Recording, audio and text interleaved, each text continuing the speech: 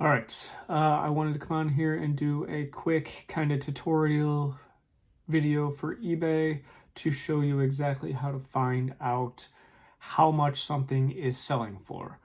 There's a lot of people out there confused by what things are listed for versus how much they're selling for. And a lot of times, if you go to like garage sales or estate sales or like Facebook Marketplace, you see people selling things for a ridiculous amount of money.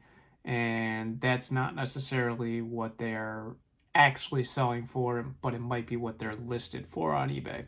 So I'm going to show you my screen here in a second, and I will walk you through exactly how to do it on both desktop and mobile. But before we get into it, make sure you subscribe to the channel if you're looking for more eBay tips.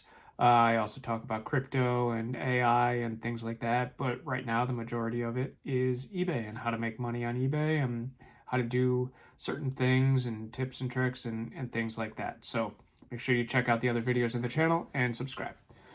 All right, that being said, let's take a look at my screen. This is just the normal eBay landing page screen, homepage.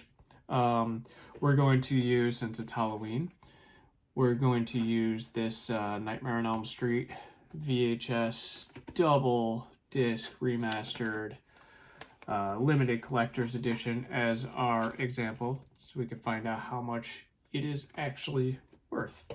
So the first thing you want to do is search up the items. So we're going to do Nightmare on Elm Street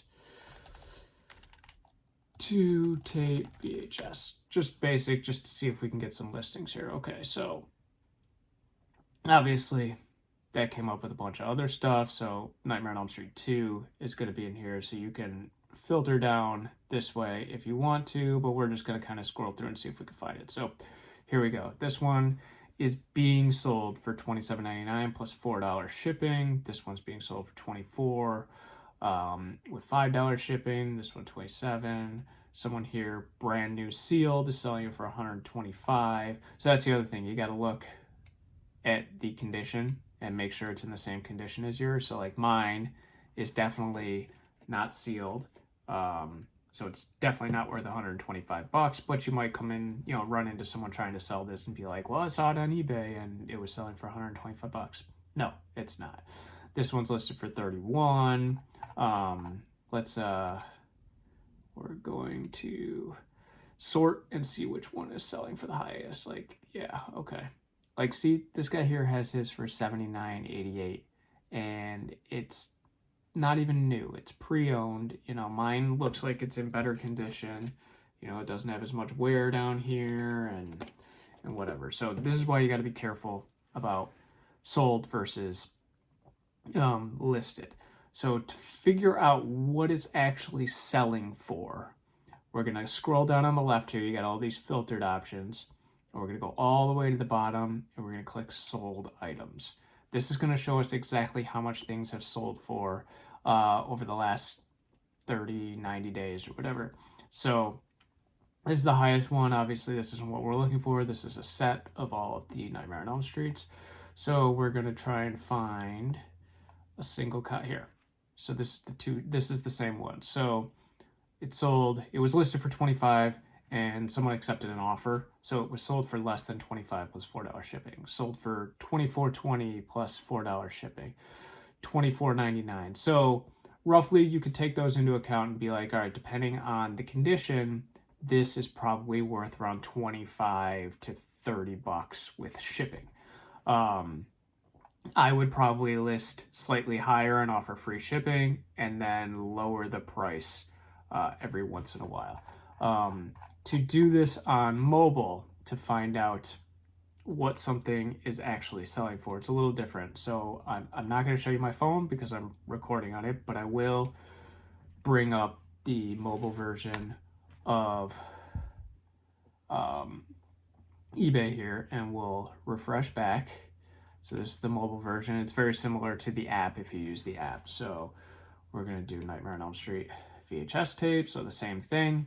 So this is just what things are listed for, not what they're selling for. So to see what they're selling for, you're going to go to Filter, and then you're going to go to the bottom and go to Show More, and then scroll down and you'll see Sold Items. and this is where you're going to turn it on and click show results. And this will again show you what the products are actually selling for, not just what they're listed for. So like here again, we got, you know, an $18.99 version. Here's that $25 version we saw before. Here's a $24.99 one.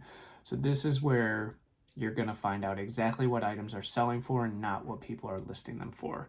I want to show you another example. Let's see if I can find this. So what was it?